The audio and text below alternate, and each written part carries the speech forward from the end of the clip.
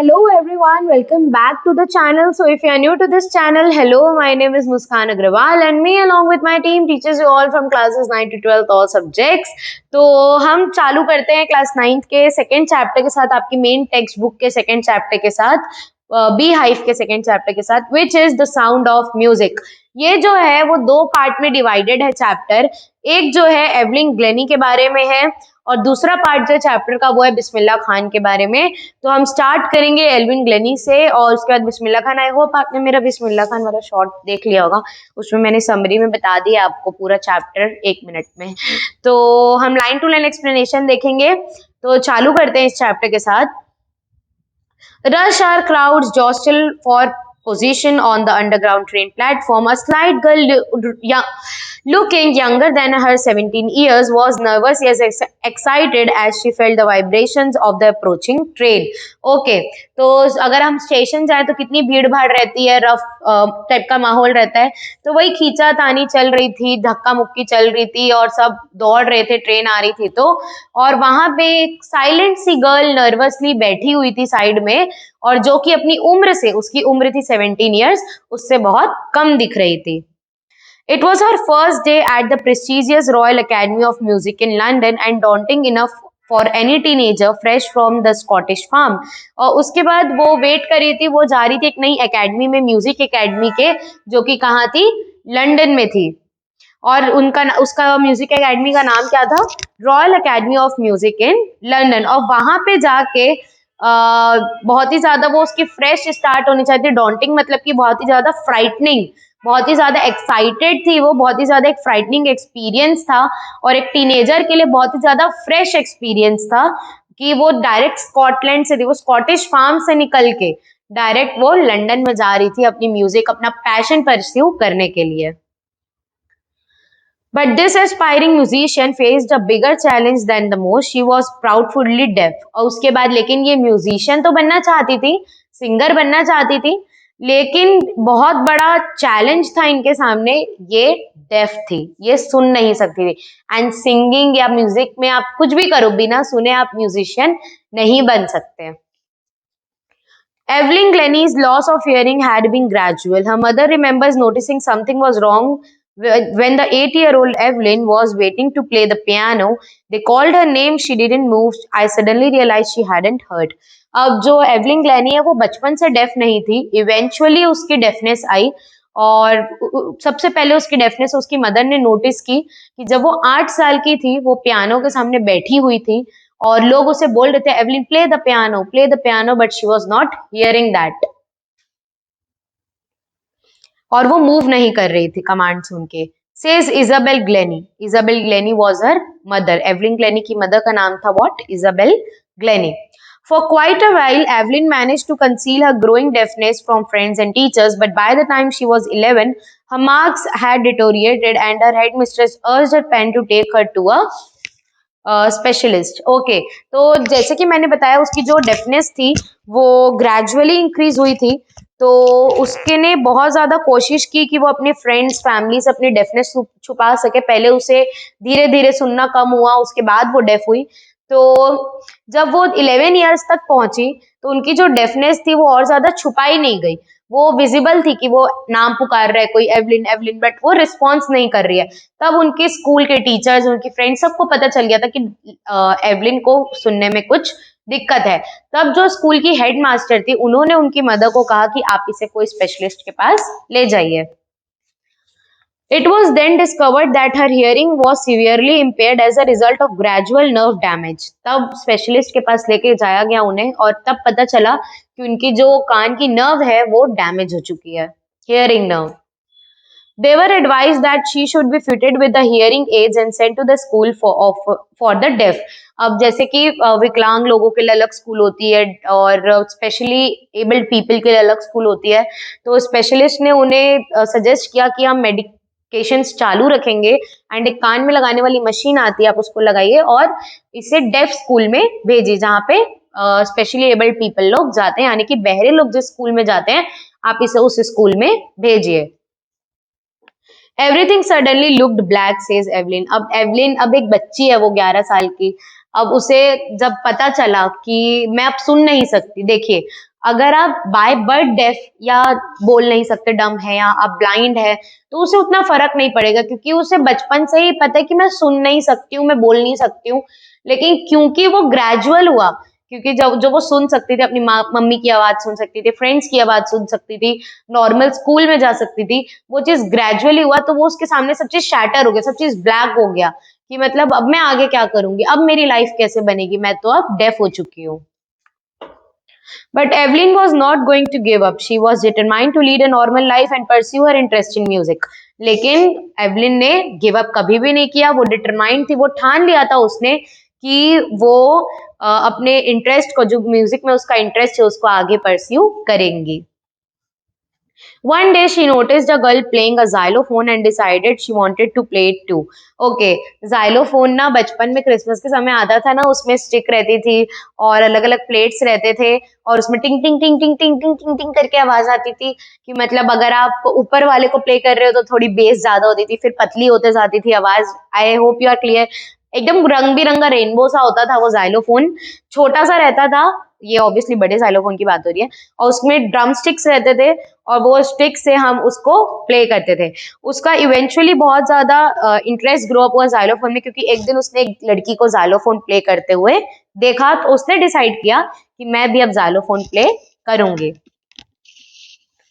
Most of the teacher discouraged her, but percussionist Ron Forbes, okay, so percussionist का क्या मतलब होता है, जो कि ड्रम तबला ये सब प्ले करते हैं ना, वो रॉन फोर्ब्स स्पॉटेड हर पोटेंशियल, ये उनकी टीचर का नाम है। सब ने उसे डिस्करेज किया कि अरे तुम तो बहरी हो, तुम डेफ हो, तुम म्यूजिशियन कैसे बन सकती हो, तुम कोई इंस्ट्रूमेंट कैसे प्ले कर सकती हो, जब तक तुम सुनोगी नहीं तुम सीखोगी कैसे। लेकिन उनकी जो टीचर थी, इट इज सेड दैट अगर आपको लाइफ में एक सही टीचर मिल जाए ना, आपकी पूरी लाइफ चेंज हो सकती है। तो रॉन फोर्ब्स जो उनकी एक टीचर थी, जो कि खुद एक ड्रमिस्ट थी, टेबल आर्टिस्ट थी, तबला आर्टिस्ट थी, तबला बजाती थी, उन्होंने उसकी पोटेंशियल यानी कि उसकी काबिलियत को पहचाना। He began by turning two large drums to different notes. Don't listen through your ears, he would say. Try to sense it in some other way.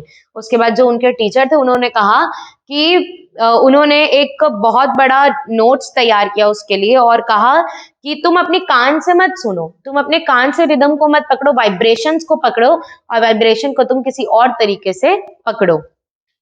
Says Evelyn, suddenly I realized I could feel the higher drum from the waist up and lower one from the waist down. और तभी उसने एक तरीका निकाला कि उसने जब बजाना शुरू किया तो उसने देखा कि जब मैं हाई जाती हूँ यानी कि हाई ड्रम बजाती हूँ, तब मुझे अपर बॉडी में वाइब्रेशंस होती है, और जब मैं नीचे जाते जाती हूँ जाइलोफोन के यानी कि पिच नीचे करते जाती हूँ तो मुझे लोअर बॉडी में वाइब्रेशंस होती हैं।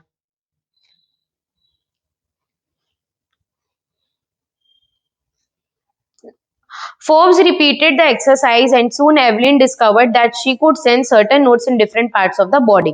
उसके बाद फोर्ब्स को भी एक्सरसाइज डिस्कवर किया, उन्होंने ये चीज अच्छी लगी और सून फोर्ब्स ने देखा कि हर एक ट्यून को, हर एक नोट को वो अपने डिफरेंट बॉडी पार्ट से सेंस कर सकती है।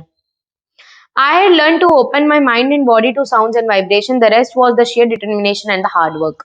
और बाकी एवलिन ने कहा कि मैंने अपने आप को प्रिपेयर किया, मैंने अपने आप को सिखाया है और मैंने अपने माइंड को फ्री किया है साउंड ऑफ वाइब्रेशन से कि भाई मुझे इस वाइब्रेशन से ये समझना है, इस साउंड से ये समझना है, और बाकी पूरा एक शेयर डिटर्मिनेशन था और पूरा हार्ड वर्क था। She never looked back from that point onwards. She toured the United Kingdom with a youth of orchestra. By the time she was 16, she had decided to make a music her life. उसके बाद वो एक orchestra का भी part बनी, orchestra वो एक orchestra का भी पार्ट बनी। और ऑर्केस्ट्रा मतलब क्या होता है कि एक ऐसा बैंड टाइप का होता है जिसमें एक गिटारिस्ट होता है, एक जाइलोफोन प्लेयर होता है, एक ड्रमिस्ट होता है, एक तबला प्लेयर होता है, इस चीज का मतलब बैंड, एक सिंगर होता है। तो उसका वो पार्ट बनी यूनाइटेड किंगडम में, और बाय द टाइम उसने डिसाइड कर लिया था कि अब मुझे पीछे मुड़ के नहीं देखना है।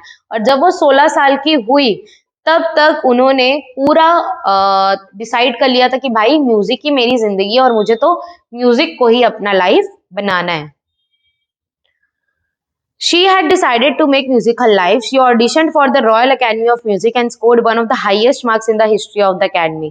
उसने डिसाइड किया कि मुझे लंदन जाना है रॉयल अकेडमी में, जहाँ स्टार्ट हुई थी हमारा चैप्टर, और उसने टेस्ट दिया उस एकेडमी में एंट्रेंस के लिए, और उसने अब तक की हिस्ट्री में, मतलब एकेडमी में जितने लोगों ने टेस्ट दिया है उसकी हिस्ट्री में सबसे ज्यादा मार्क्स उन्होंने स्कोर किया था. She gradually moved from orchestral work to the solo performances. वो उन्होंने ऑर्केस्ट्रा को छोड़ा और धीरे धीरे करके वो सोलो परफॉर्मेंसेस भी देने लगी. At the end of her 3-year course, she had captured most of the top awards. और उनका जो 3 साल का कोर्स था उस बीच में उन्होंने बहुत सारे टॉप के अवार्ड जीते थे for music. And for all this, Evelyn won't accept any hint of heroic achievement. If you work hard and know what you are going, you will get there. उसके बाद भी, इतना कुछ अचीव करने के बाद भी एवलिन को लग रहा था कि भाई मुझे कोई बड़ी हीरोइक अचीवमेंट नहीं मिल गई है. उसे यही लगता था कि आप अगर अपने अचीवमेंट्स के लिए, अपने सपनों के लिए हार्ड वर्क करेंगे और आपको पता है कि आप कहाँ जा रहे हैं, किस चीज के लिए हार्ड वर्क करें, तो आप वहां पे पहुंच सकते हैं. And she got right to the top, the world's most sought after multi-percussionist with a mastery of some thousands instrument and the hectic international schedule. उसके बाद वो और ज्यादा ऊंचाइयों में जाने लगी, और उसके बाद उसे मौका मिला वर्ल्ड की most multi percussionist with a mastery of some thousand instrument. उसके बाद उन्होंने इंस्ट्रूमेंट में मास्टरी की, और उसके बाद उनका एक इंटरनेशनल शेड्यूल बन गया, यानी कि वो एक इंटरनेशनल परफॉर्मर बन चुकी थी. It is intriguing to watch Evelyn function so effortlessly without hearing in our 2-hour discussions. She never missed a word. Men with bushy beards gave me trouble, she laughed. उसके बाद interviewing मतलब क्या होता है, fascinating और curious, यानी कि लोगों को उससे बात करने में लगता ही नहीं था कि वो डेफ है. 2-2 घंटे लोग उससे बात कर लेते थे और वो एक वर्ड भी मिस नहीं करती थी. It is not just watching the lips, is the whole face. उसके बाद एवलिन बताती है कि मैं सिर्फ लिप्स देख के, लिप्स की जो मूवमेंट है उससे सिर्फ वर्ड को नहीं, उनके पूरे फेशियल एक्सप्रेशन से उनके वाइब्रेशंस और उनके वर्ड को मैं पहचान सकती हूँ. Especially the eye. She speaks flawlessly with a Scottish lit. My speech is clear because I could hear till I was 11. और उसने कहा, वो बोलती है कि स्पेशली द आईज, आंखें सब बता देती है, आंखों में ही सब चीज होता है. तो सेम ईयर गोज कि भाई मैं जब सामने वाले से बात करती हूँ तो मैं उनकी आंखों में देखती हूँ, और आंखों से भी मैं बता देती हूँ कि वो मुझे सैड वे में बोल रहे हैं, मुझे हैप्पी वे में बोल रहे हैं, कि क्या वे में बोल रहे हैं. और मेरी स्पीच इसीलिए क्लियर है. मैं बोल अच्छे से क्यों पाती हूँ, क्योंकि मैं जब तक 11 साल की हुई मैं सुन सकती थी जब तक, और इसीलिए मेरी स्पीच भी क्लियर है. But that doesn't explain how she manage to learn French and master basic Japanese. लेकिन एक 11 साल की बच्ची को फ्रेंच और जापानीज कैसे आ सकती है, और एवलिन ग्लेनी को क्या आती थी, French and Japanese. As for music, she explains, it pours in through the every part of my body. It tingles me in my skin and my cheekbones and even in my hair.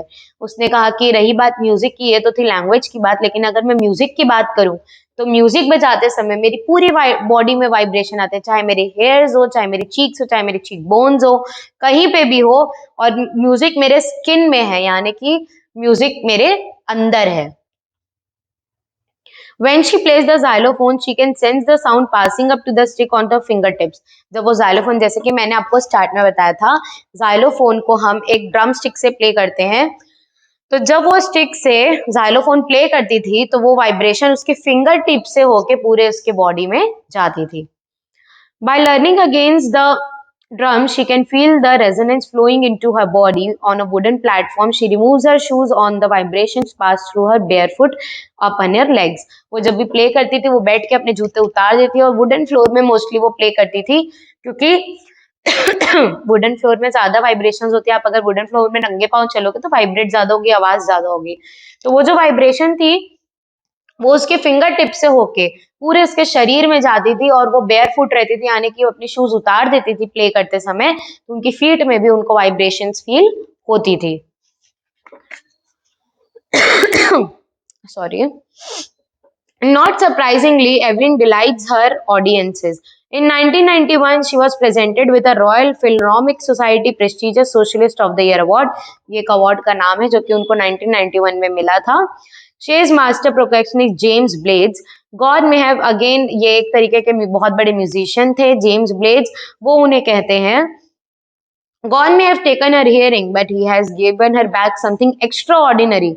What we hear, she feels far more deeply than any of us. उसने कहा कि God ने भले ही उसकी hearing उससे ले लियो, but बदले में उसे एक बहुत बड़ी ताकत दे दी है कि वो एक्स्ट्रा ऑर्डिनरी है, यानी कि वो हम सबसे बहुत अलग है, यानी कि वो सिर्फ एक वाइब्रेशन से ही पूरा जाइलोफोन प्ले कर सकती है, और जो हम सुन सकते हैं वो उसको फील कर सकती है, और डीपली फील कर सकती है, और मोर ब्यूटीफुली फील कर सकती है जितना हम सुन सकते हैं उससे ज्यादा.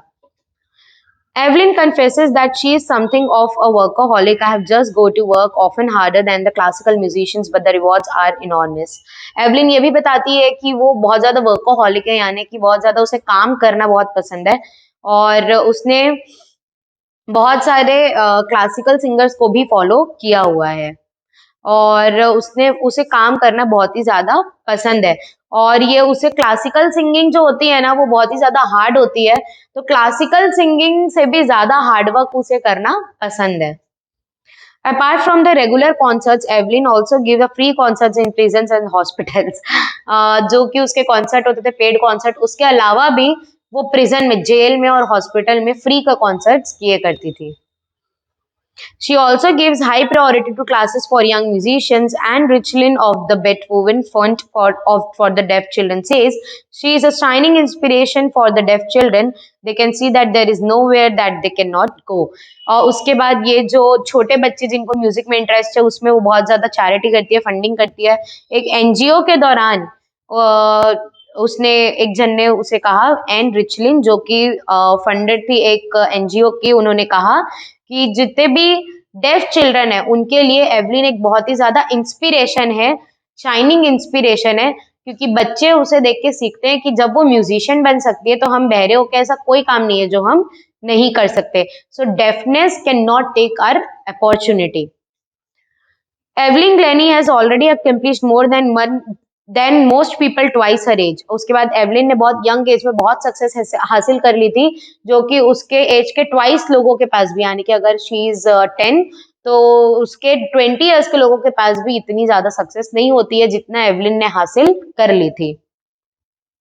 She has brought percussion to the front of the orchestra and demonstrated that it can be very moving. She has given inspiration to those who are handicapped, people who look to her and say, even she can do it, I can. And not at least she has given enormous pleasure to the millions. उसके बाद लोग उससे inspiration लेते हैं, चाहे वो handicap हो, चाहे वो डेफ पीपल हो, कि भाई अगर वो कर सकती है तो हम क्यों नहीं कर सकते. और फाइनली उसने प्लेजर टू मिलियन, मतलब कि उसका जो जाइलोफोन प्लेइंग करने का तरीका था, जो ट्यून्स थी वो एक सूदिंग इफेक्ट देती थी ईयर में, तो बहुत सारे लोगों को उसने प्लेजर भी दिया है. तो ये था हमारा पार्ट 1. पार्ट 2 है हमारा बिस्मिल्लाह खान के बारे में, तो हम उसको पढ़ेंगे अगले पार्ट में. तब तक के लिए बाय, और लाइक सब्सक्राइब करके जाना.